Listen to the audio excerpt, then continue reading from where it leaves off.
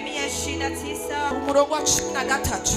sura yake ya 13. Muzondondera Mtanitafuta kandi muzombona tena mtanipata. ngo nimwandondeza. Eti mkinitafuta. Hariyo condition ngaha.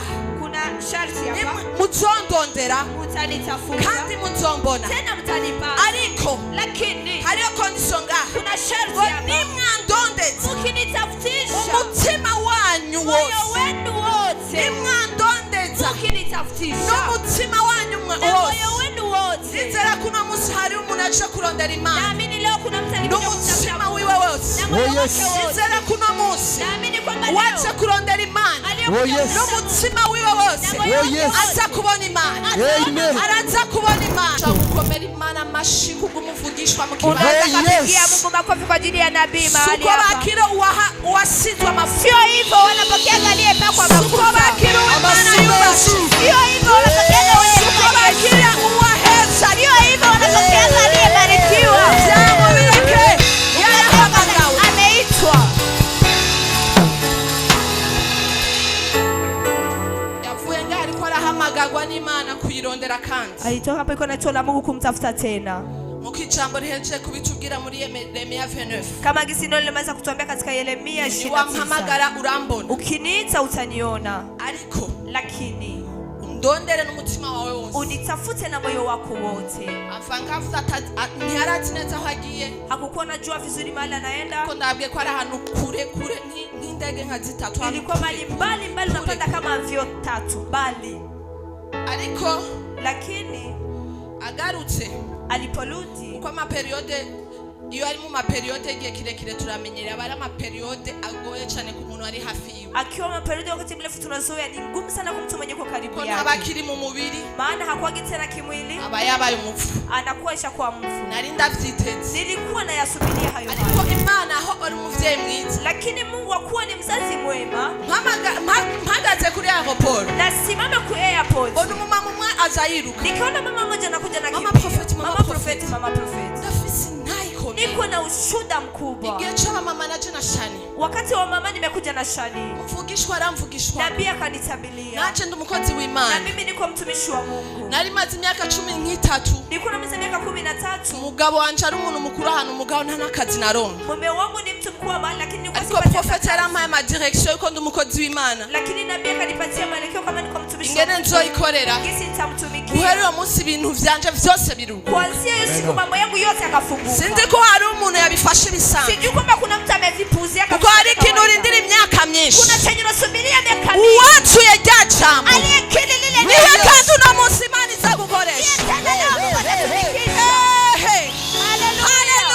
Haleluya. Uwacu yajyacamo. Aliyekili lile neno. Una munsi. Leo. Imana yamuzanye. Mungu amemleta. Ziti ngome zishaka.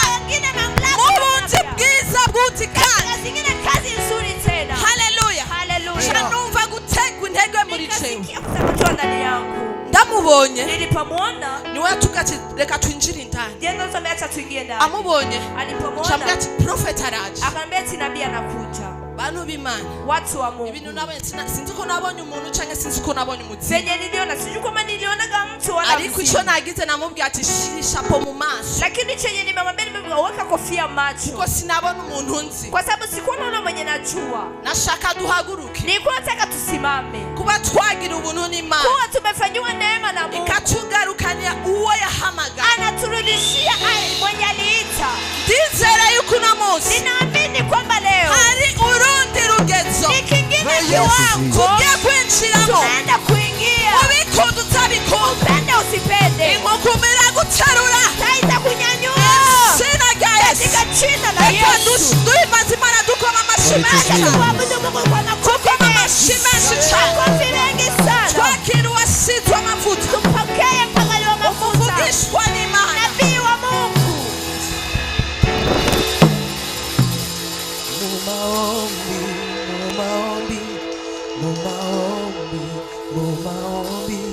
Tutaomba mpaka mbingu iseme. Tushire ibiganza. Tuweke mikono juu. Murashobora kwicara. Mnaweza mkaketi. Tushire Tukomeze ibiganza hejuru. Sisi tubakize mikono juu. Haleluya.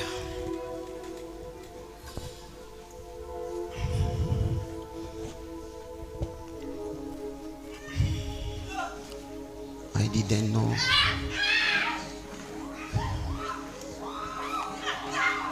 Let us pray.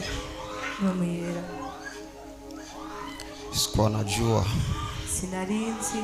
kama siku moja nitarudia kwa madhabahu. Uko ushaka vyoshoboka. Tumombe Mungu. Dusenge Imana. Maana yo mwijuru. Mungu wa mbinguni.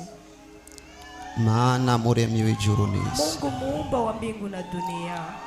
Maana wamyeho. Mungu ulikuwepo. Maana uriho. Mungu ambaye upo. Maana uzokwamaho. Mungu utaendelea kuwepo milele. Maana wisakaje ubwiza n'inkomezi. Mungu uliojaa utukufu na huruma. Wararemye ni waremwe. Uliumba au kuumbwa. Wararemye ni waremwe. Ulikuwepo kabla ya nyakati. Wariho ibihe bitarabaho. Ukatuumba siye wanadamu kwa mfano wako. Urema abana b'abantu mu ishusho yawe. Tugera umwanya turaguta. Ariko wowe ni wadutaye. Tukakutupa lakini wao kututupa. Wagumye uturondera. Ulibaki unatutafuta. Kugeza aho wahevye ijuru. Mpaka pale ukaacha mbingu. Uza wambara ishusho y'umubiri. Ukaja ukavaa mwili. Witwa umunyagihugu mu banyagihugu. Ukaitwa raia katika waraia. Urakubitwa. Ukapigwa. Urabambwa. Ukasurubiwa. Ushigwa mu mva. Ukawekwa kaburini. Urayisohokamo. Ukatokayemo. Subira mu ijuru. Ukarudi mbinguni. Usize intumwa n'abakozi. Unaacha mitume na watumishi. Uramenya ko ataco zishoboye. Ukajua kwamba hakuna venye wanaweza. Urazibwira ngo zirindire. Ukawaambia eti wasubiri. Ucurarungika mhemu wawe. Ukatumana roho wako. Baba mwema, Baba mwema. Data mwiza. Tataleza. Baba mwema, Baba mwema. Ukachaba. Ukakabaya. Mhemu wamaze kuza. Roho wako alipokuja. Ni ucutangura ishengero kuri Petero. Ni kukaanzisha kanisa kwa Petro. Ugendana naryo. Ukaenda pamoja na kanisa. Ndaciye bugufi. Ninajishusha. Ngumwe mubo wahisemo guhitamo. Kama umoja mwenye uliamua kuchagua. Kugira ngo utangure ishengero ryawe rya Sabaoth. Ili uanzishe kanisa lako la Sabaoth. Aba bantu n'abantu bawe. Hao watu ni watu wako. Mu mashengero yose n'abantu bawe. Mu makanisa yote ni watu wako. Bitwa abahungu n'abakobwa bawe. Wanaitwa wavulana na mabinti wako. Naho kenshi twebwe. Hata kama mara mingi sisi. Tubita abamambre ba eglise. Tunawaita wamambre wa kanisa. Tukibagira ko ari abanyagihugu b'ijuru. Tunasahau kwamba ni maraia wa mbinguni. We call them our members. Tubita abamambre bacu. But they are heaven citizen. Ariko nubwoko bwo mwijuru. Lord Jesus. Mwami Yesu. Ndaronsa akaryo. Ninapata nafasi. Kubwa bari ngaha n'abari ku isi yose. Kwa ajili ya wenye wako hapa na duniani pote. Heaven citizen. Ubwoko bwo mwijuru. Imakajyo rero. Nipe nafasi sasa. Kawe ko kuboneka. Yako ya kuonekana. Nanje nza kuba igikoresho. Na mimi nitakuwa chombo. Nawe uza kuba Imana. Na wewe utakuwa Mungu. Turatekanye. Tunatulia. Turatuje turinga. Tunatulia tuko hapa. Mwemu wawe afate direction. Roho wako ashike direction. Abamarayika bicare muri security. Wamalaika wakete ndani ya security. Ibikurikira. Vya kufuata. Aya makoraniro niyatanga niyahera. Makusanyiko yakiisha. Jewe nabo dutangare. Mimi na wao tushangale. Ama wewe uhimbazwe. Alafu wewe uabudiwe. Izina ryawe lishigwe hejuru. Jina lako liinuliwe. Amen. Amen. Turashobora kwicara. Tunaweza tukaketi.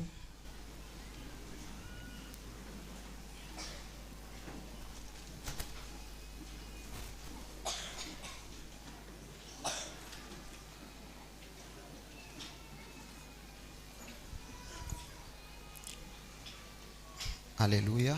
Haleluya. Munyanganire ntanga mashikano. Nivumilieni kidogo nitoe sadaka.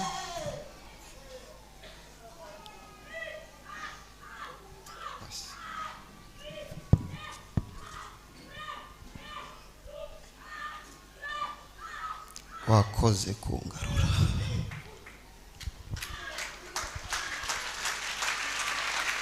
Wow.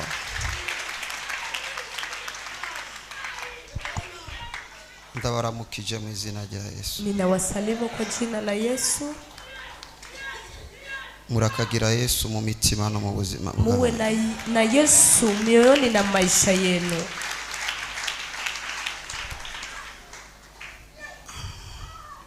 Mungano uko Imana yabishatse. Munalingana gisi Mungu amebitaka. Imana yo mwijurishigwe hejuru. Mungu wa mbinguni ainuliwe. Kwisi ni hafi ku Mana yo hashika hishakiye. Kudunia ni karibu kwa Mungu, anaweza kapafika gisi anataka. Mwijuru ni kure cyane ku bantu kiretse Imana igiriye umuntu ubuntu kugira ngo ashikeyo. Mbinguni ni mbali sana kwa wanadamu isipokuwa tu Mungu akifanyia neema watu ili wapafike. Cyo gituma amirondera umuntu umwe ikamugira nyikimazi. Ndio maana anakuwa anatafuta mtu mmoja anamfanya kama zabihu kugira ngo abo bantu bose babone iyo Mana yo mwijuru. Ili abo watu wote wamuone huyo Mungu wa mbinguni. Ndashimiye jewe nari imbwa yapfuye. Ninashukuru mimi ni kwamba aliyokufa Imana aranyiyumviriyeko. Mungu akajinifikiriyeko kugira ngo ingire igikoresho ili anifanye chombo.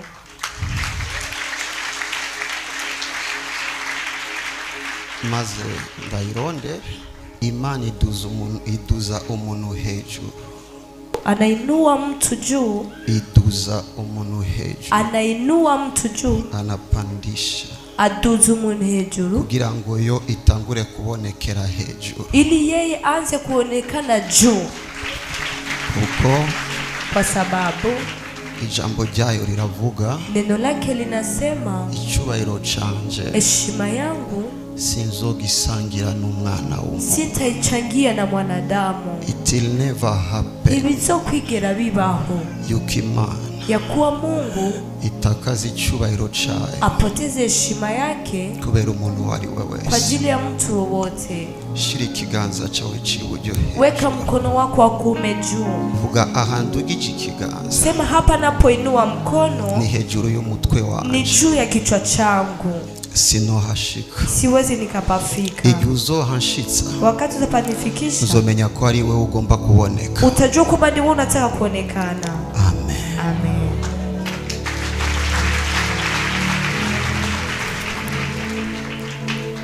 Nari gutangura kwigisha. Ningeanza kufundisha.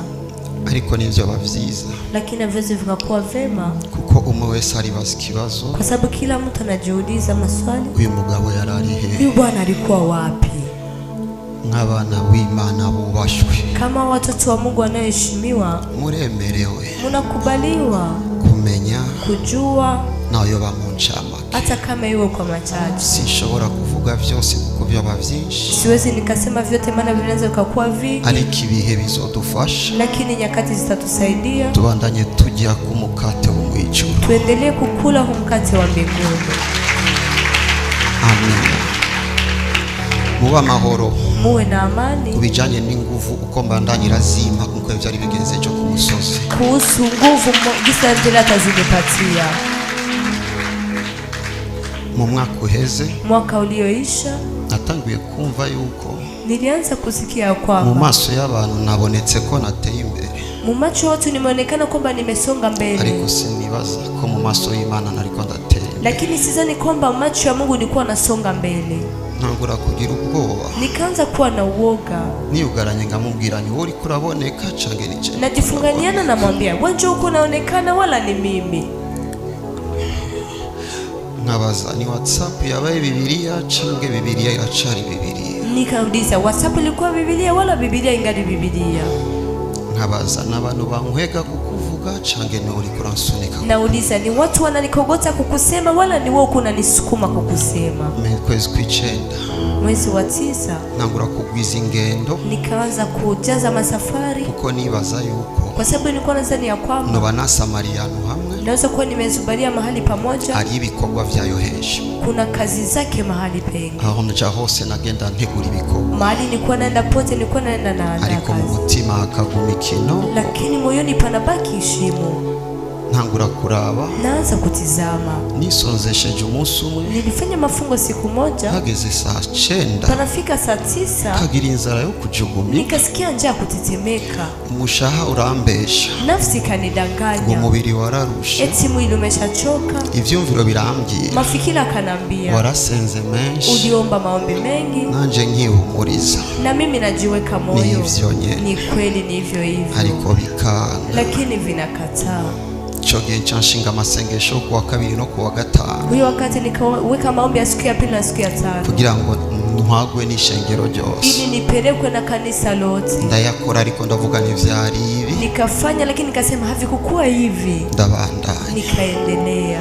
Mwe mwambona mpagaze, Nyinyi mko mnaniona nasimama, mukanezerwa, mnafurahi, ariko amakoraniro aheze, lakini makusanyiko yalikuwa kiisha. nkayibwira mu maso y'abantu biraboneka nk'iterambere, Namwambia Mungu, usoni wa wanadamu vinaonekana ni maendeleo, ariko kusikungana, lakini hiki sio ndio kiwango chako. ukusiko nakubonye cagiye mwijuru. Hivi sio ndio gisi nimekuona ule wakati mbinguni. Ni vyiza kugira iyerekwa nyaryo, Ni vema kuwa na maono ya kweli. uzoreka kwibesha ahatariho wibaza ko washitse, Utaacha kujidanganya pasipo ukizani kwamba umefika. kuko umuntu wese afise urugendo, Maana kila mtu ambaye yuko na safari abanza kuva ahantu akaja ahantu kugeza ashika ahantu. anaanza kutoka mahali, anafika mahali mpaka afike mahali.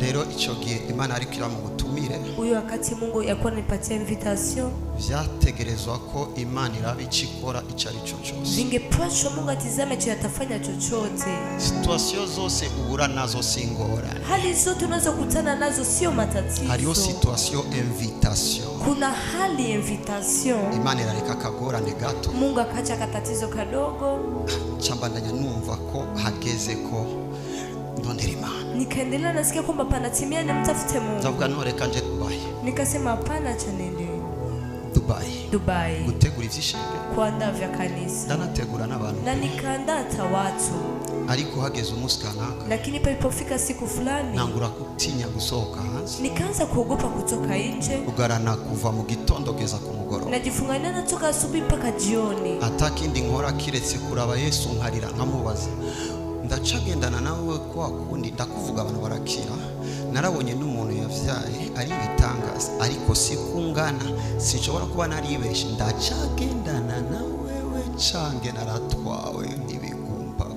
Nilikuwa namulilia Yesu, nasema ningeni natembea na wewe, wala nimepelekwa na hisia. Niyarenza kuntwengera, niyarenza ijambo na rimwe. Hakukuwa nasema neno ta moja, alikuwa ananichekea tu.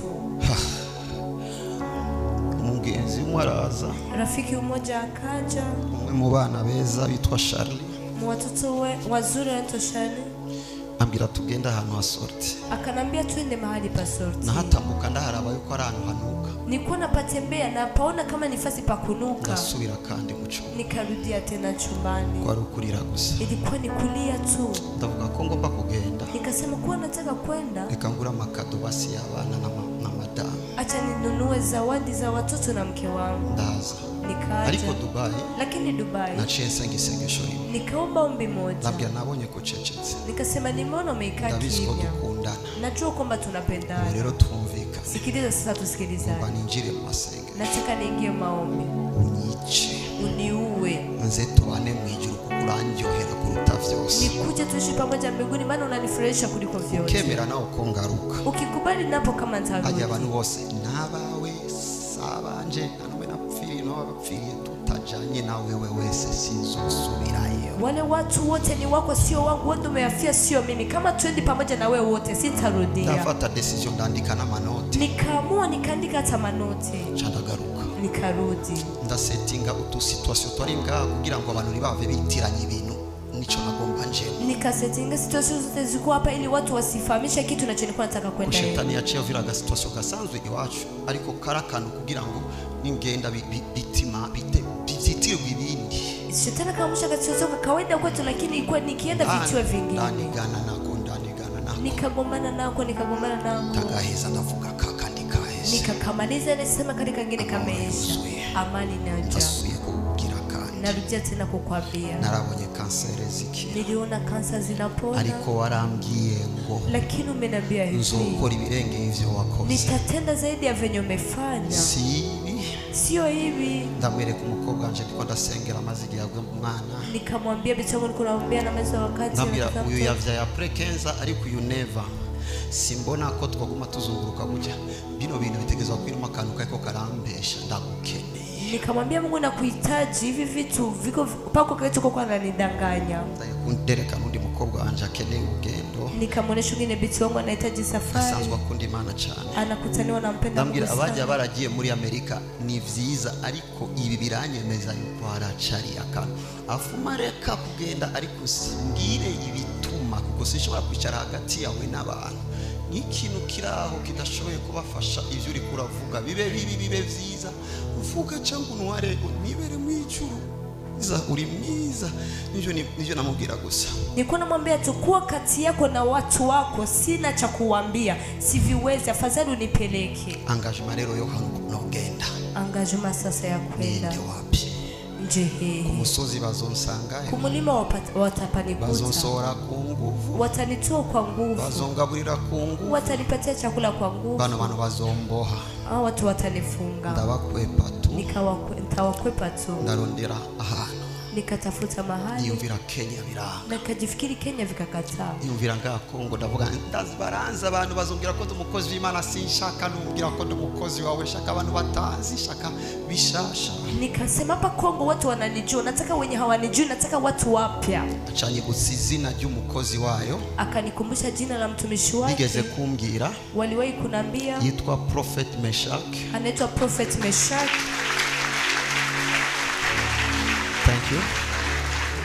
Amazi myaka irenga ijana akorera Imana n'umutama aba muri village iri Enkoni yitwa Kaboto yo muri Kongo. Ni mzee anamaliza miaka zaidi ya 100 anamtumikia Mungu. Anaishi mu village inaitwa Kaboto. Chandavuga aho ni sawa. Nikasema hapo ni sawa. Ninapfa uyo mutama arabona kuturusha mbona nk'abatama azoca amenyesha ibikwiye n'ibikenewe. Chandakatisha tike y'indege ija aho bita Lubumbashi. Nikakatisha tike ya avion nenda Lubumbashi. Meje gusangira n'abantu batishoboye muravyibuka. Nilipomaliza kuchangia na wenye hawajiwezi mnakumbuka. Shandiruka na protokole yanje yose ngo mugende musume ndabadungira no gusuma ibintu byinshi muri mifuko myinshi muyitirure muri benshi kugira ngo mutwari n'amafaranga ku mami wanyu twavuganye ariko nibagiye kurungika nagomba ko bose bahava nce niyugarana bibaze ko ndi muzu kugira ngo Yesu nugara umuryango nero ufunguza abantu Fatima tongende hata muno no. Nikatumana wa protokoli waende kuemea vitu vingi wapeleke kwa mami ili nifike nafunga kama mwenye iko ndani ili nende bila mtu kuniona. Ariko umugore we ndamubwira ngiye kure. Lakini mke wangu nikamwambia naenda mbali. Wapi? Uzohamenye Imana ibishaka. Utapajua Mungu akitaka. Chandafata indege. Nikashika mvyo. Nikamwandikia. Andikira na Petit Frère Sherif. Nikaandikia na Petit Frère Sherif. Barabanyuma. Abo walikuwa ba mwisho. Chandagenda Kenya. Nikaenda Kenya. Tushika saa 9. Tukafika saa 9. Ndege izogenda umunsi ukurikira. Amvyo tenda siku ya kufuata. Ndababara. Nikaumia. Nari ndiko ndisonzesha. Nilikuwa mafungo. Atamazinywa atamfungwa. Bila kunywa bila kula. Ndakubitika. Nikapigika. Acamvuga wa mubiri nivyo sawa n'ubundi ugomba upfe none ari cyo gisigaje. Nikasema wewe mwili ndio vya kweli na sasa unataka kufa, sasa unabakiza nini? Narara kuri zijya ntebe zo kuri aeroport. Nilikuwa nalala kwa vile viti vya kwa airport. Sinari mfise cyo nifuka. Nilikuwa sina cha kujifunika. Sinari ngiye kurondera imodoka. Sikuwa naenda kutafuta gari. Nari mfise imodoka 3. Nilikuwa na gari 3. Sinari ngiye kurondera aho njyana. Sikuwa naenda kutafuta pa kulala. Nari ngiye kubyira Imana ndakeneye kukubona. Nilikuwa naenda kumwambia Mungu nahitaji kukuona. Hagera mu gitondo nangiye guhemagurika nabi. Pakafika asubuhi naanza kupumua vile. Ndabwira amazi sindakunywa. Nikasema maji sitakunywa. Ijiri mbwira ngo fata pome basi ntuwavupfa utarafata indege. Sauti kanambia shika pome usikufi bila hujashika amvyo. Nikachukua. Indege irarenza amasaha. Amvyo kapitisha masaa. Naciye numva mbaye trouble. Nikasikia utafikiri na kuwa trouble. Sijui niba nabonye ninjiye. Sio mimi nimeona naingia. Bacha mu indi ville yitwa Ndola. Wakapitia katika mwingine mji unaitwa Ndola. shitse rero au Lubumbashi. Nilipofika sasa hapa Lubumbashi, na sengesho igufi. Niliomba ombi fupi. Fise peut-être abonzi ariko na muntu mvugana nao. Inawezekana niko na wenye napajuli lakini sitaongea nao. Imaba malaika. Nipatia wa malaika. Chandinjira. Nikaingia. Bansavye passport. Waliniomba passport. Passport ya Burundi baifata neza yari. Passport ya Burundi wanaikamata vizuri kule. Biba biramfashije. Vikanisaidia. Hama. Alafu chambono mu komanda umwe kuri aeroport. Komanda mmoja hapo airport. Charanza. Akakuja kwao. Charandamutsa. Akanisalimia. Charambaza aho mvuye. Akaniuliza mali natokea. Ndambwira ko mvuye Burundi. Nikamwambia natoka Burundi. Acambira hanze ari bisuma byinshi. Akanambia nje kuna wezi wengi. Nije wenda gutwaza isa. Ni mimi nitakusaidia beki.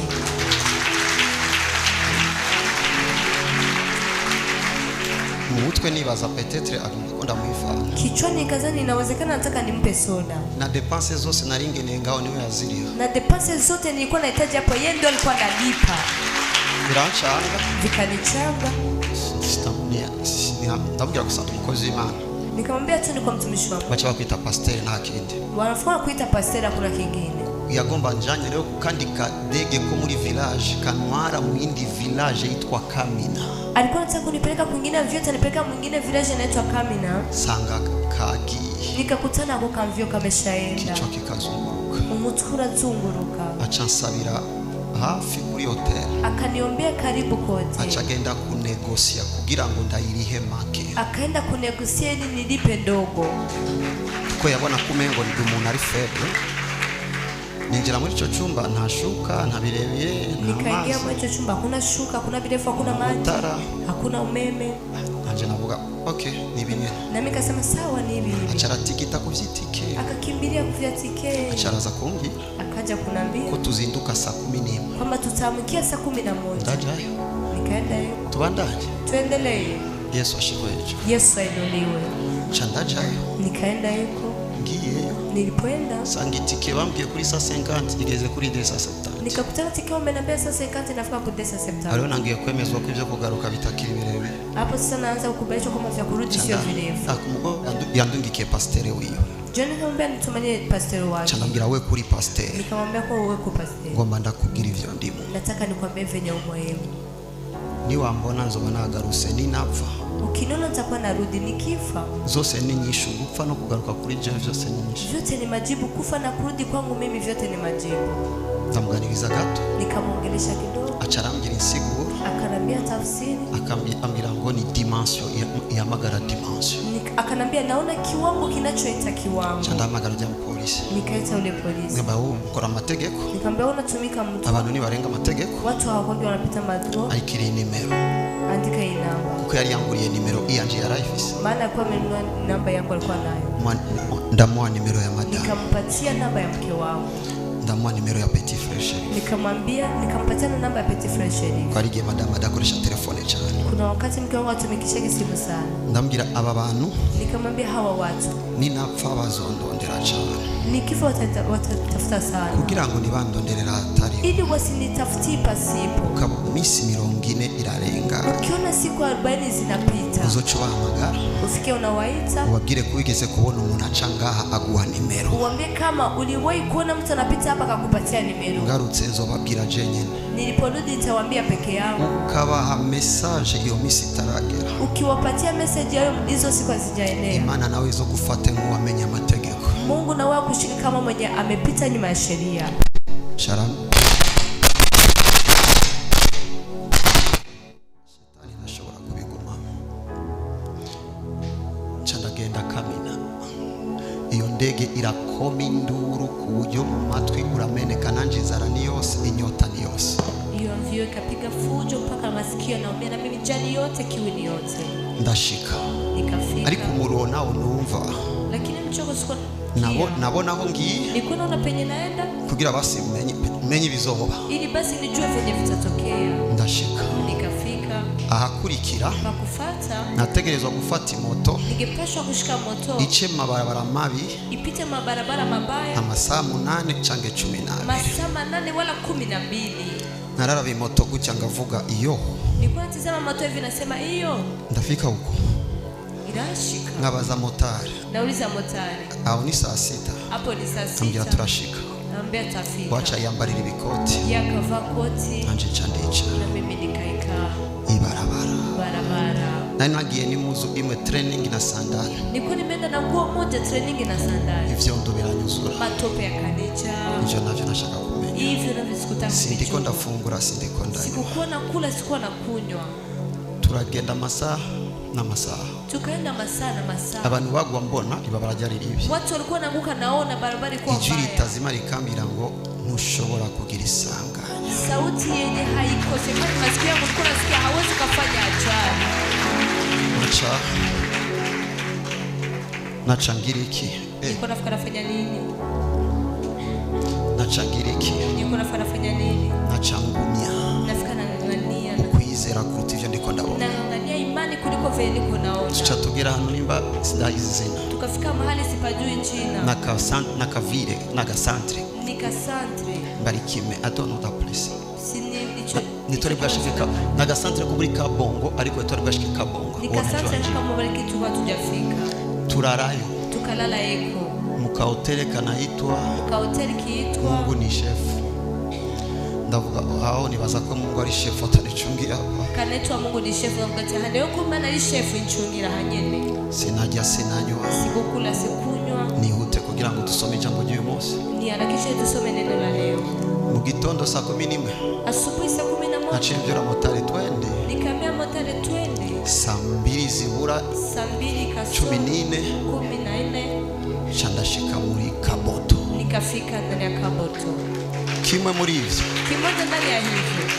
Ndahumeka ko nshitse. Nikapumzika kwa nafika. Ariko nshitse kuwa Mungu. Lakini nafika siku ya Inga. Uyo mutama. Uyo mzee. Agomba aje kwishengero. Anataka kwenda kanisani. Achaza umumarayika wa kabiri yitwa umuntu. Pakaja malaika wa pili anaitwa mtu. Yari aho hantu. Alikuwa mahali hapo. Ahagwariye imyaka 2. Anauma miaka 2 iko hapo. Yapfuye gatatu azuka. Alikufa mara 3 anafufuka. Uyo mutama ari we kwa musengero. Huyo mzee yeye alikuwa anamuombea. Kugeza aho yacitse shofere wiwe. Mpaka pale alifanyika dereva wake. Amazi imyaka 5 atabona abana n'umuryango ariko aratunganywa kubera amasengesho namenye ko Imana arigiye izindi dosiye izitondera biranyigisha ko ku musozi ari izindi dosiye bizosaba ko ntekana apana kwirukana abantu. Mungu akanifundisha kama kumulika kuna dosiye tauma nitumia kana kukimbia na watu. Acarambira. Akanambia. Ngomba ndakugwanire kugeza mu burana mutama mu gitondo. Nataka nikupiganie mpaka muonane na mzee asubuhi. Bama mazi yo koga. Wakanipa maji ya koga. Kirisi yo training ina ifisi mipira 2 ya sozo uwera n'uwa jaune. Isipokuwa yo training ilikuwa mpira 2 ya sozo wa weupe na wa jaune. Nizo nakoresha na sengle. Hizo ndiko natumikisha kama sengle. Achaza umwe wa pastor. Pakaja umoja wa wachungaji. Wewe unangoya nini? Wewe ulindiri hiki. Wende kuomba kule. Gendo sendi hariya. Nikaenda kukanisa. Nagenda kwishengero. Naona watu wanaabudu. Mbona abantu bahimbaza. Ambia Mungu tusamehe. Namugasimana tubabarire. Kumbe pako village zaifu. Kumbe hariho village zimeze uko. Na kukuwa inene paki. Ni muko ni vyibuha. Ni pakavu paka kichwa kinaweza kikakuuma. Harumye kuburyo n'umutwe wo kujya. Ariko ngaraba kecho walikuwa waratambira Imana ngo gumanihana. Lakini naona babibikise uko namchezea Mungu nikabaki na tubu. Nafisa ma video naseko bagumya telefone. Niko na mavideo nimekataa wabakiane simu. Bache bayisubiza ningoka kuko ni iri mu nyigisho. Wafikia wanarudisha haraka maana ndio yemo mafundisho. N'abakecuru baratambira Imana. Na wabibikise uko namchezea Mungu. Kiltirahera. Kiltekaisha. Chandasubira aho nashikiye. Nikarudia penye nimefikia. Bacha abantu wanakuri 100 metre aho kujya. Wakanipeleka fasi ku 100 metre pa kulala. Bobo ni umushitsi nari ya hotel baramutegurira ahaba uko hameze. Wao mgeni halipagi hotel wanamuandaliaga pa inyataisha. Cyane njira mu cyumba. Nikaingia chumbani. Ivyuko casa tuvyose. Gisi chumba kiko nafanana tubiache hivyo. Ndajyama. Nikalala.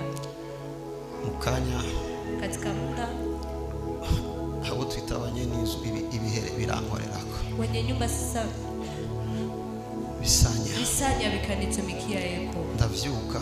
Nikaamka. Umugoroba ncangenda kubona no mutaha. Jioni nikaenda kuonana na wewe mzee. Ntakibona. Haonagi tena. Ariko atangiye gusenga. Lakini akianza kuomba uza kumenya ko wewe uvugana n'ikibambazi. Utajua kwamba wewe unaongeaga na ukuta. Ukunyene boro boro. Hivi pole pole. ibikurikira urabimenya. Vya kufuata unavijua. Ndamubwira mu ncamake Nikamwambia kwa machache icyanjanyeho kilichonipeleka yeko. acaratahura Akaelewa. cyangwa ko Imana yamubwiye ko mbere bava ku isi itegerezwa kuzana abantu kugira ngo bakire ubwo buntu nta bupfane imbere yo kwagenda. Akanambia Mungu amemwambia kabla ya kutoka duniani anapaswa kuleta watu watapokea hiyo neema asikufi kabla ya kwenda. Kuri we rero ivyo vyose vyo kuroha mu ibarabara ntavyazi ni Imana yanzanye. Kwake hivyo vyote vya kutoka barabarani havijui Mungu amenileta. Acha nshira ikiganza ku mutwe. Akaniweka mkono kukichwa. Acha ndagenda kuryama. Kaenda kulala. Inzara ni yose. Jani yote. Acha mara ndevu yo mu gitondo. Akanipatia na ndevu ya asubuhi. Ndamubwira muzee. Nikamwambia mzee, Jewe mfise aho njyama. mimi niko na pa kulala.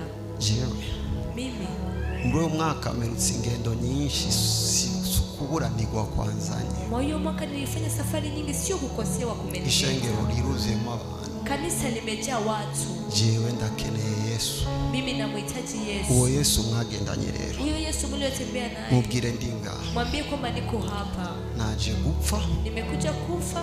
Nimba atagomba ko tugarukana. Kama hataki kwamba tutarudi. Ndanyotewe kuguma ndamuraba mu ijuru cange kwisi. Niko na kiu kubaki na mtizama mbinguni wala duniani. Je mutamacha razunza umutwe. Yule mzee akazungusha kichwa. Cyasubiza ku mutwe n'ingoga. Akarudisha tena mkono kukichwa haraka. Ntiyasubiye kuvuga. Akuongeza kusema. Acabira bari ku ruhande muduza amajwi. Akasema wenye pembeni wainue wapandishe masauti. Yaguma nkareza gusa mu mutwe gutya. Anabaki anapapasa tu kichwa hivi. Muvume ngo ariko barasuka mu rundi rukundo nazi. Nasikia uko ni vile wengine vitu sijui.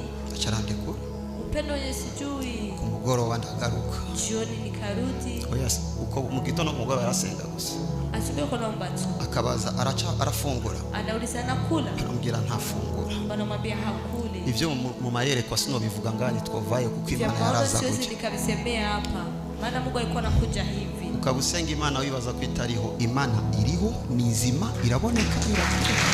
Kama unaomba Mungu nasali hayuko. Mungu yupo, ni mzima, anaonekana.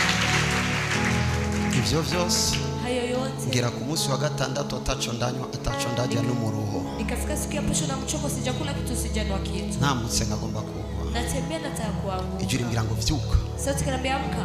Iciyereka ishamba ndarijamo. Akanionyesha msitu, nikaenda hivi. Nsangayo haguye ipera.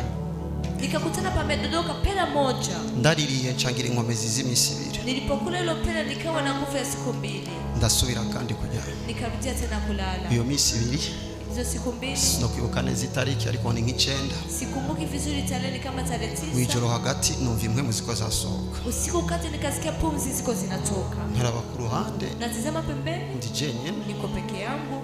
Zigara ukumengo sinumva ino zigeze ngaha. Utafikiri sisikii huku zinaisha hapo.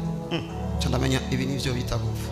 Nikajua hivi ndio vinaita kufa. Ndambira Yesu ndakwakiri. Nikasema Yesu nakupokea. Umbere umwami n'umukiza. Uniwe Bwana na Mwokozi. Umenye ko ndagukunda. Ujue kwamba nakupenda. Nisohoka nganzi wawe. Nitoke hapa na kuja kwako.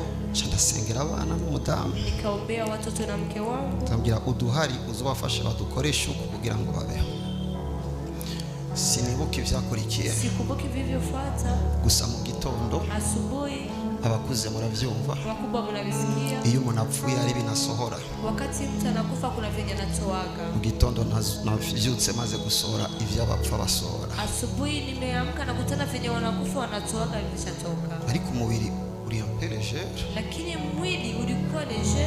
Nangura kwikeka ko nabaye umusazi. Nikaanza kushakia kama nimekuwa mzazi. Sanse zose zirancanga. Sanse zote zikanichanga. Ku buryo naribaza Joshua uvuka he? Paka pale nilikuwa najiuliza, Joshua unazalikiwa wapi? Achavuka. Nafika na sema, Joshua ukora iki? Joshua unafanya nini? Umukozi w'Imana. Niko mtumishi wa Mungu. Ndacari muzima. Ningali mzima. Caniruka muri dushe. Nikakimbia bafuni. Kubera ko nari nonze impeta iramva. Kwa sababu nilikuwa mwembamba, pete ikatoka. Subiye mu cyumba. Niliporudia chumbani. Ndavye impeta. Natizama pete. Ndavuga yuko sizi ko madama ari muzima. Nikasema sijui kama mke wangu yuko mzima. Mimi nagaruka tampeta bazokaza ko rije namutaze. Nikirudi bila pete watazama kama mimi ndio umutwe ari kuramvuruka. Sizi ko abana bakiri bazima. Sijui kama watoto wangali hai. Ndasubira muri dushe. Nikarudia bafuni. Ndayisangaye. Nikaikuta yeko. Ndayisubizako. Nikaiweka yeko. Ndaruhuka. Nikapumzika. Ndaruhuka. Nikapumzika. Amasara agenda aragenda. Masaa kaenda. Hama mwijoro. Usiku. Ndabona ivyo nosigura ariko kimeze nk'igisirikare cy'abamarayika kiwa kama kijeshi cha malaika, baransohora wakanitoa, umubiri usigara ngaho, mwili ukabaki hapo, je ndasohoka. mimi nikatoka. Batangura kumbwira ngo iyi niyo simu. Wakaanza kunambia hii ndio dunia ya kiroho. ndabona iyi ndisi, nikaona ingine dunia itari sio hii. imbere yose ndabona ari amahoro, mbele pote nilikuwa naona ni amani, ndaja mbona ari amahoro, penye niko naenda ni amani. baca bamindukiza inyuma, Wakafika wananigeuza nyuma, mbona akantu munsi y'ikirenge nikaona kakitu chini ya mguu kameze nk'akantu umuntu yakomoye gutya, nikaona kakitu kama mtu anaweza kuwa amekomoa ariko hivi, kajyamye ko ikigabo kinini, lakini kamelala iko kibwana kikubwa. chambira iyo ni mwema y'urupfu, Akanambia hiyo ni roho ya mauti. chambona ndayifasha, Nikaona naikamata mu kwikubita ku bibambazi gutya, kwa kuipiga kuvikuta hivi, ibibambazi biko birabomoka, vikuta vinabomoka. cyanavyuka, Nikaamka, charambira igikorwa kiraheze, akanambia kazi naishi, umugore wawe ariko arahangayika, mke wako yuko nahangaika, mwandikire n'ingoga. mwandikie haraka. Ndavuga aya majwi nayo sinzavuga, Nikasema hizi sauti nazo sijui ndarindira zinato. kweza mu gitondo, Nikasubiria asubuhi, canamurikira message, nikamutumania message, ambwira sheri nikamwambia Sheri, ndacari muzima, ningali hai, sinapfuye, sijafa kandi tena, ivy'urupfu yabikuyeko, vya kifo amevitoa, ariko ndacari muri jene. lakini ningali mjeni. Andikira ama message y'abana, Akanitumania message za watoto, narabaraba ngo ye nilikuwa natizama tie, umwe wese avuga nta kila numwe mtu nishu, anasema, hakuna mwenye nimejibu. canandika gusa umuryango wa Yesu, Nikaandika tu familia inabarikiwa. canangura kumva ko nugaruka rero, Nikaanza kusikia sasa nirudi. canibuka ko muri Goma bari bateguye igikorane nari nagihevye, ndavuga ndafise ikorane cencayo, Nikakumbuka Goma kama alikuwa ameandaa mkutano, nimewacha sema niko na mkutano cha nifike napita hiyo. canandikira n'uwo mugabo, Nikaandikia nayo bwana, nzoza mu gikorane, itakuja mkutano. candagenda rero kurya mu prophet, Nikaenda sasa kwa yule nabii, ugiye gusezera ukienda kuaga hataragera bila pajaenea, arakubwira ngo urindire, anakwambiaga ati subiri. nasanzeyo mama wo mu bwiza, Nimekutana yuko mama wa Bwiza, afise abana batatu nimbari bane ngaho, yuko na watoto watatu kama ni wanne hapa. yarasezeye nyuma y'indwi, Aliaga nyuma ya wiki, bambwira arindire, amazeyo imyaka 4. wakamwambia subiri, sasa namaliza yuko miaka 4. Umunsi numvise iyo myaka 4 ndavuga mana akancira imyaka 4 ibisigaye rero sindamenye ibikurikira. Siku nimemkuta yeye akasema Mungu, lakini kati ya miaka 4 vya kubaki sijajua vya kufuata. Ambonye acaramfata ku mutwe, Aliponiona akanigusa kukichwa, arasubira kunkora, akaongeza kunigusa. caravuga Nikasema, genda mahoro. akasema ende na amani.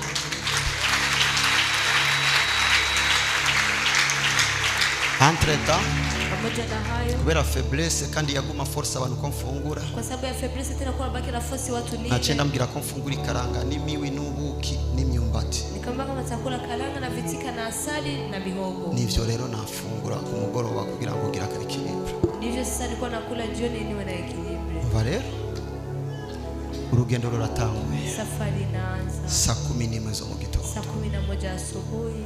amafaranga amaze kuba make, Pesa zimeshakuwa ndogo, sindi kuvugana n'abantu, si niko naongea na watu. sigaranye amadolari aza kumpura Lubumbashi anjana Goma, Niko nabakia na dola santua Bombashi zinipeleke Goma. kuva Kaboto na Kamina Kuanzia kutoka Kaboto na ni Kamina nk'umunsi, ni kama siku. uhisemo guheba indege Ukiamua kuacha mvyo, ukava Kamina na Kolwezi, ukitoka Kamina na Olwezi iminsi 2 Kolwezi, siku 2.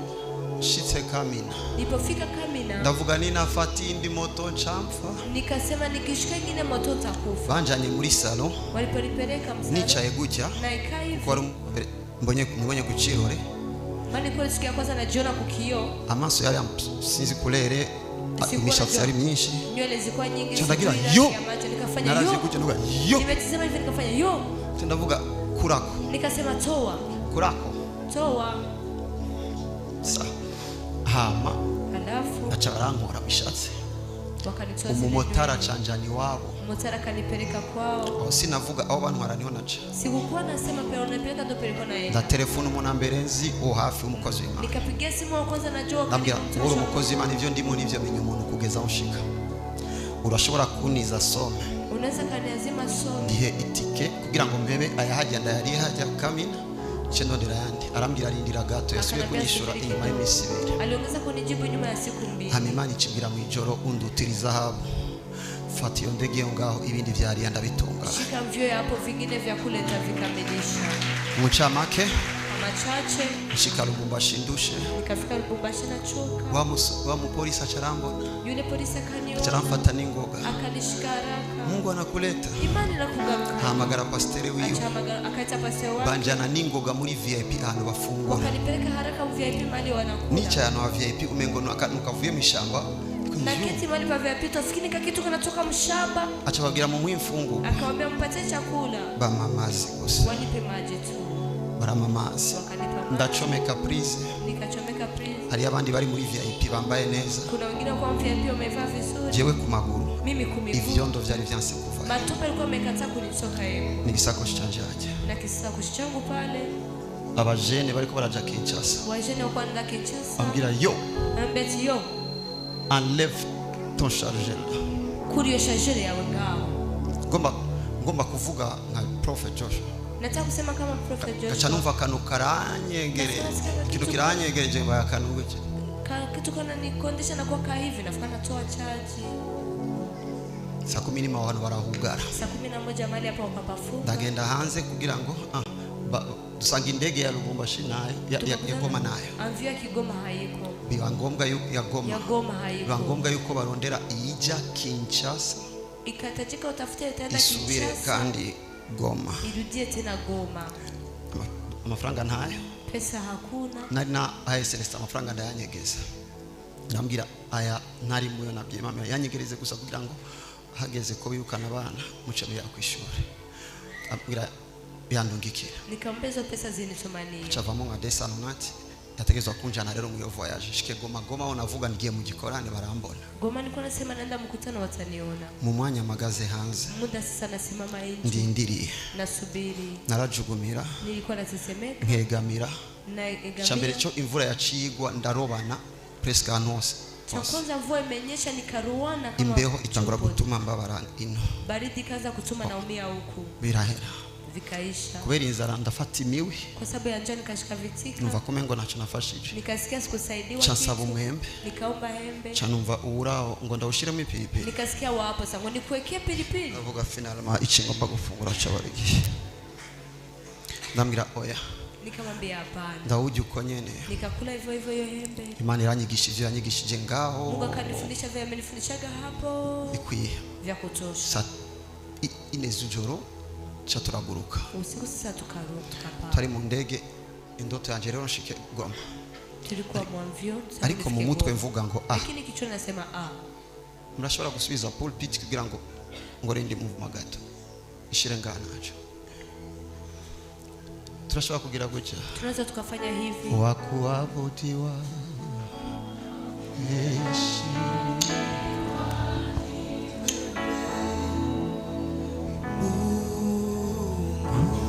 Mungu mwenye nguvu.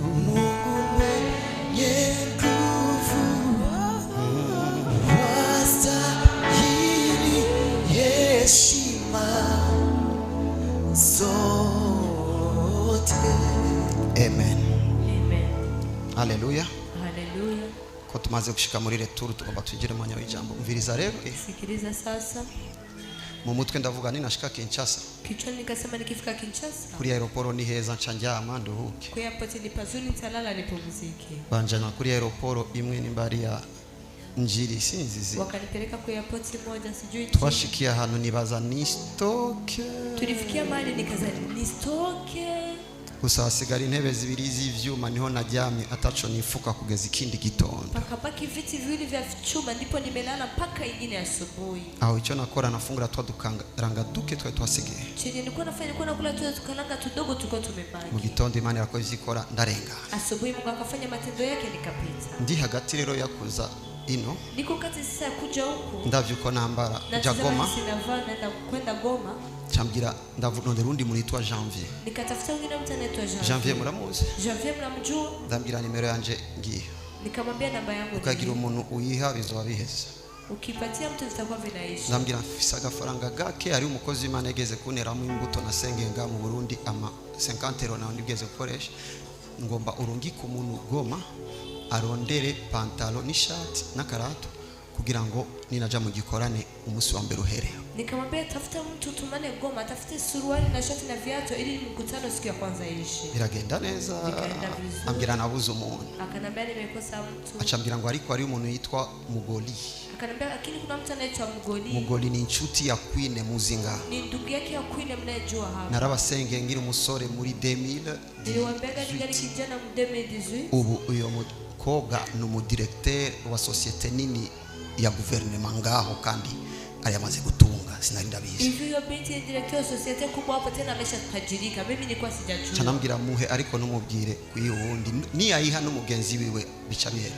Nikamwambia mpatie lakini usibambie wengine. Akipatia rafiki yake vitaisha. Chandaza shise kuri aeroport. Nikaja nilipofika airport. Oncle wabo ni mukuru kuri aeroport. Uncle wao ni mkubwa kuri airport. Binjira mbaki ndani. Wakaingia paka ndani. Je nagira isoni gusukunu nasa. Mimi nilikuwa nasikia haya tu gisi nilikuwa nafanana. Kuko natanguye kubona abantu bo mu gisagara kuno basi. Maana nilifika naanza kuona gisi watu wa mji wanafanana. Chenda soka ndiko ndajugumira. Nikatoka natetemeka. Bambira njana aho bakubwiye. Nikamwambia nipeleke penye wamekwambia. Cha turagenda. Tukaenda. Afata ipantaro. Shati. Bambira basi. Na mkamwambia basi. Sengre. Shati. Acambira kubera iki basi. Akanambia kwa nini basi? Acambira ngo waransenge. Akanambia tumeniombea. Aho mijura nabonye Imana imaye ishati zine. Hapo usiku nilikuwa nimeona Mungu ananipatia shati zine. Akanambia umeniombea. Nije ngomba kugura ivyo uzo kwambara imisi yose uzo uri ngaho. Ni mimi nataka kununua mavazi yote utavaa siku zote utakuwa hapa. Tora gura. Nikachagua. Bo nibagira na sentire tubireke ivyo. Nikasahau na sentire hivyo tubiache. Cha tugenda muri sale. Tukaenda msale. Ndabwira muhamagare umukozi w'Imana ateguye igikorane. Nikasema mwite mtumishi wa Mungu aliyeandaa mkutano. Ndambwira sishobora gusohoka. Nikamwambia siwezi nikutoka. Munjane kuri hotel. Munipeleke kwa hotel. Sino no chamfa. Go njira gusa gato. Oi ka kidogo nsema. Bacha banjana kuri hotel. Wakanipeleka kwa hotel. Nshitse mu cyumba. Nilipofika chumbani. Mbonye matera naratwenga nk'umuntu abonye ikintu gishasha yerutse kera. Kuona matera nilikuwa nacheka kama mwenye naona kitu cha yako nakumbuka alikuwa ameona zamani. Ebana narinjiye mushuka cha ndifuka. Inkuru zikurikirana izo mu ijuru n'ibindi nzovuga hageze. Niliingia chumbani nikajifunika vya kufuata ilikuwa ni habari za mbinguni na vingine nitasema nyuma. Mu mutwe ariko ndaci ako ate. Na ndumusazi kichange. Nilikuwa naangalia jifikiri nimekuwa chizi. Rero vy'Imana ikora. Tizama sasa matendo ya Mungu. Muri ico gikorane katika huyo mkutano Pastor Rome yarariyo. Pastor Rome alikuwepo. Wa undi ahezagiye mariage yangu. Yule mwenye alibariki mariage yangu. Hama alafu bahisemo ko jewe nawe dushikira mu vyumba bikurikirana 30. Waliamua mimi na yeye tufikie mu vyumba vya kufuatana. Acharaza. Akaja. Ndamukije gusa. Aliponisalimia tu. Mbangomba umuntu ngavuga vyinshi. Nikao kama mtu anasema kugira ngo ni décharger ni ngo ibintu vy'ikuzimu ndima. Ndavuga guma ndaba. Agacarira. Anafika na Leia. Turangiza kwihana gusa niko tubaye. Tukamaliza kutubu tu. Tuko Imana yavuga gutya. Maana Mungu alikuwa anasema hivi. Umunsi tujya mu gitondo tugiye mu gikorana. Asubuhi tunaenda mkutano. Bambwira ngo je nduhuke. Wakanambia mimi nipumzike. Warakora. Yakatumika. Je ngore ku mugoroba. Mimi nitumike jioni. Naguma ndabara. Niko nabaki na watizama. Ku mugoroba. Jioni. Chandabigisha icigwa c'igitabo citwa Gagner les âmes Imana yampaye muri ayo masengesho. Birira gato ico gihe yambwiye ngo uvuga ngo ugomba kuza kuganya imishaha. Wibaza ko imishaha ngomba kuganya iri hanze canke iri mu ishengero. Mungu akanambia unataka kusema kama unaenda kuganya manafsi. Unadhani kama hizo nafsi unaenda kuganya ziko nje au kanisani? Arambira ngo ndashobora kugira umubiri w'umuntu n'imwemi w'umuntu ariko umushaha ukanyesha. Akanambia naweza nikawa na mwili wa mwanadamu na roho yake lakini nafsi yake inanikimbia. Aranyigisha ibintu biri mu gitabo n'ivyo nzo kwigisha ejo ku mugoroba muri seminare nga. Viviko mu gitabo ndivyo nitafundisha kesho jioni mu semina hapa. Maze kuvyigisha ku mugoroba. Nipo bifundisha jioni. Ishengero ryose ryariko rirarira. Kanisa lote lilikuwa linarira. Abakozi Imana bose yari conference abakozi Imana bose bari hasi bariko barihana bose. Ilikuwa ni conference ya watumishi wa Mungu wote walikuwa chini wako wanatubu. Mu mwanya bariko barasenga je ni mfukamye ndiko ndajugumira. Muda wako naomba mimi niko napiga magoti na tetemeka. Shambiro uri kurwande njana onjama. Naambia mwe yuko pembeni nipeleke pentalala. Baba gucyo umunsi wa kabiri. Siku ya pili. Imana ikora ibyo tuzovugana mu nyuma. Mungu akafanya vile tuzovugana. Umunsi wa gatatu. Siku ya tatu. Bariko baratanga ama diplome. Wako wanapana madiploma. Nangura kumva amenyo agira. Nikaanza kusikia meno. Hama nangura kumva ino sindahumva. Naanza kusikia chini ya mguu sipasikii. Nangura kumva umengo sindiko ndabona ivyo abandi babona. Naanza kuona utafikiri sindiko naona viviko vinatokea. Twinjira mu modoka n'abakozi b'Imana. Tukaingia mgani na watumishi wa Mungu. Umwe acaranda bavuga ngo yo. Mmoja kanisa akasema yo. Anakufa. Arafu. Ndambira siwezi kufa. Nikamwambia sisi shobora. Kifo nimemaliza nacho huko. Urufuna naragiza ninako. Akasimama ahagarika imodoka amagara ningo. Akasimamisha gati simamisha. Muzani miwi. Narari imiwi nk'icenda ng'igikoko. Nilikuwa kama 9. Baca banjana ahantu ngo tuce gufungura. Ndabaye mali twende kula. Niharagera. Nikasema hapajaenea. Cyanda babesha ngo jewe iyo ndushe gutya ndajya.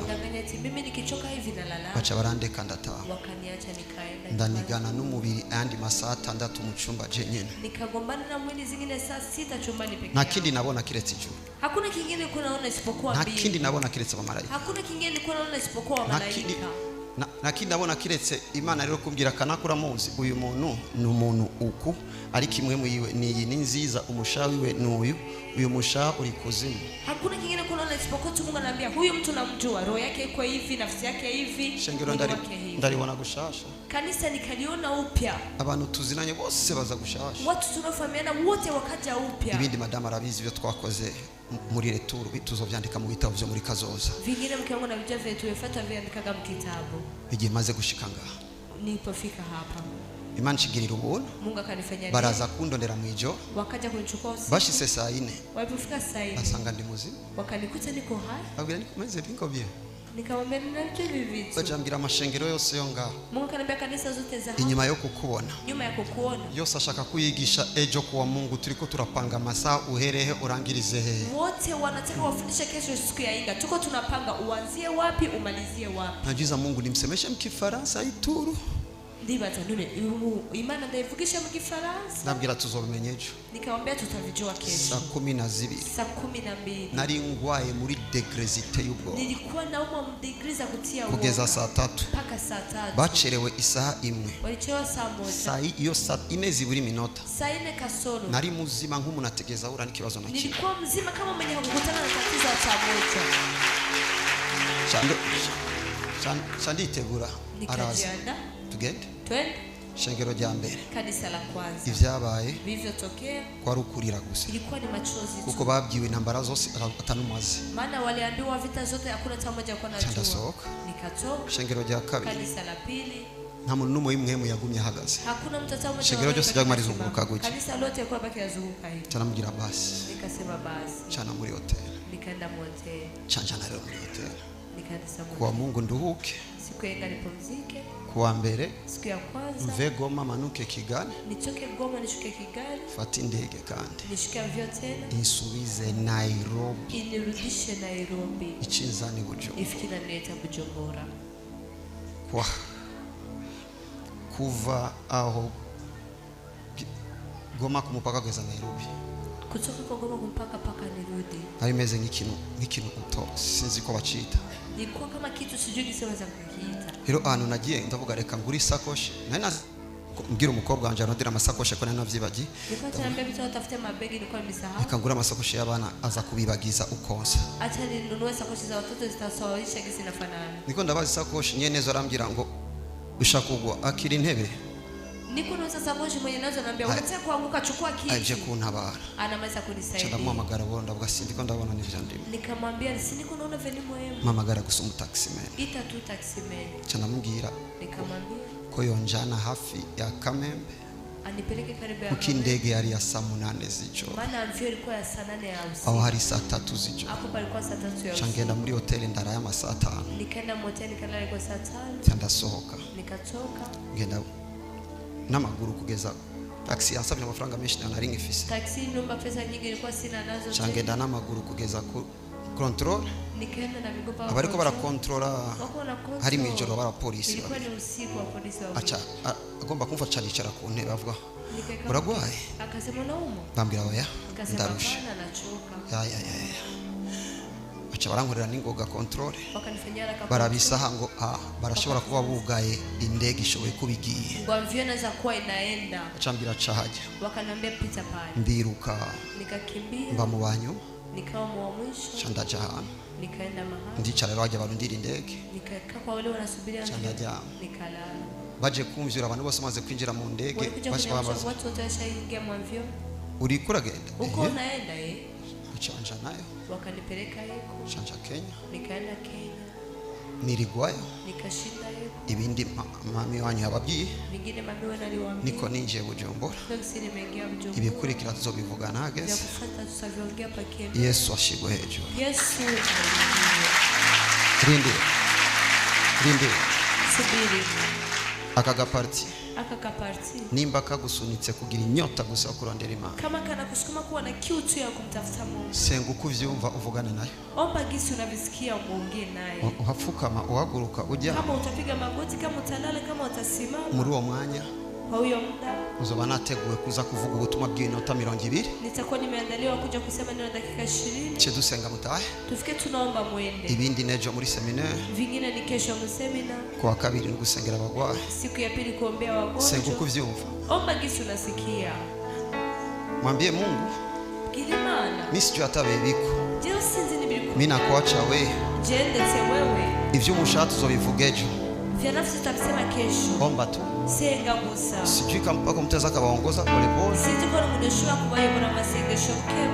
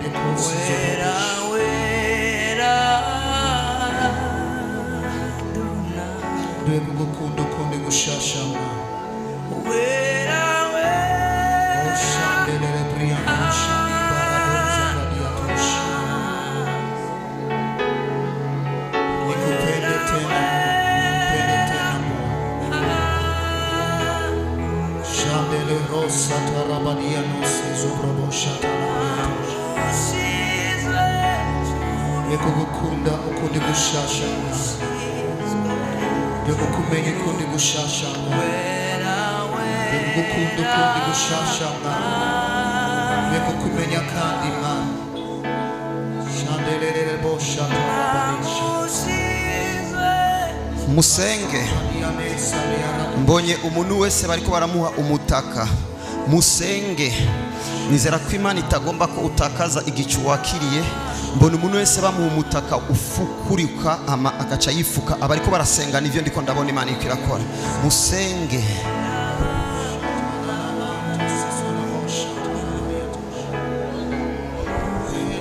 omba naona watu wako napewa miamvuli naona watu wako napata miamvuli kuna vitu Mungu hata itika upoteze tena naona kila mtu iko napewa mwamvuli continue to pray I can see in the spirit I see people receiving umbrellas and then I see that umbrella covers you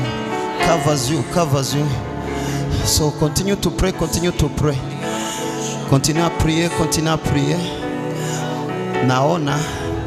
naona watu wanapokea miamvuli Bwana ananiambia vingi nishaviwapatia lakini nawafunika juu nisiwapoteze Imana iri kirambwira ngo vyinshi narabibahaye ariko ndaje kubafuka sindabatakaze kuko abantu benshi Jesus abantu benshi ndiko ndabatakaza uko niko warahagize ubona gomba kugutakaza nico gituma gwaye uwo mutaka kugira ngo uzokwame wibuka uwo mutaka kuruta ibindi byose wirukako uwo mutaka uzogufasha kugira ngo ntugumize amaso uraba hejuru ubona imigisha kuko birakugora iyo uravye hejuru ubona ibindi uyo mutaka uzotuma uravye hejuru uraba umutaka ugaca wibuka waguhaye umutaka ukacunyugwa n'ivyo amaze kugushikanira mu maboko hakugenda kurondera ibiri hejuru aho udashobora ananambia yo mwamvuli hiyo mamvuli utajifunika ili asikupotezi. Maana watu wengi wakiangalia jua waoni Mungu, wanaona vioo. Wakiangalia jua waoni Mungu, wanaona safari. Sasa Mungu ananambia hiyo mamvuli itakufunika, lakini utafuka nakumbuka mwali ikupatia, kisha utaanza kutosheka na vile alikupatia mteritwari yenye uko ndani. Anasema hivyo Bwana wa majeshi. Alikuwa anamgira ngo ora sata reba shata, nimewakumbuka, nimekuja kuwakomboa dakika ya mwisho, maana wengi wamenipotea. Nyuma hapa matamua kutembea gisi anataka, damu zake ziko juu yake mwenyewe. Oh salutatata kelumakatapa loratapa lutrataka telimara tutaya manta prana manta tata nebuya mankwa katapa la katapa ya manta zelebara tazimayaka. Ijuri liko rirambira ngo mwihane kuimenya nivyabemerera kuimenyera. Rosata ladra katoske dia aka razande le kriya dazaka. Arambye ngo sinshobora gukwigwa mu ijuru no kwisi. Uyo ninde yibaza ko maze gukwira mu mufuko wiwe. Rapatata ria patata. Tubu. Ogopeni. Mbingu na inchi havinitoshi. We ni nani? Unazani naweza nikaenea mu mfuko wako? Nirudie ingali mapema, ngarukako bigishoboka.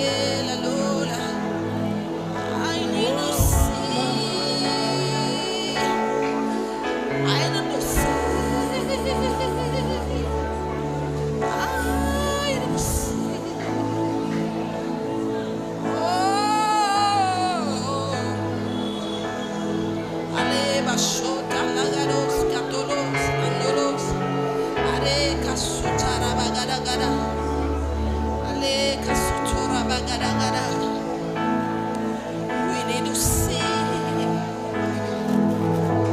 We need to see you, Lord. We need to see. We need to see. Shatarabagados, katarabagados, asikatarabagas. Nous voulons voir ta présence, papa. Nous voulons te voir, papa. Le Dieu, le Créateur, notre Créateur. In the name of Jesus Christ of Nazareth we pray. Sema Yesu. Vuga Yesu. Sema Yesu. Vuga Yesu. Urakoze. Asante. Ibyo nakiriye. Venye napokea. Ima kubibika muri ntibate. Nipe kuviweka mahali hapatapotea. Ndabishire mu cyumba. Niviweke chumbani. Nzora nsubira kuraba. Nitakuwa narudi kutizama. Kugira ngo menye. Ili nijue. Ibyo ngomba ko. Yenye unanihitajeko. Kugira ngo nanje. Sema nami. Zokwera. Nitakuwea. Igikoresho. Kitumikisho. Imisi yose. Kila siku. Amen. Yes, sir.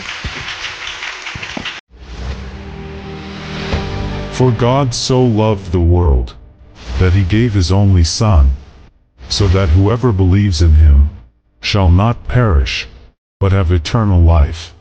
But without faith it is impossible to please God, for whoever comes near God must believe that God exists, and that he rewards those who diligently seek him. Our God is love.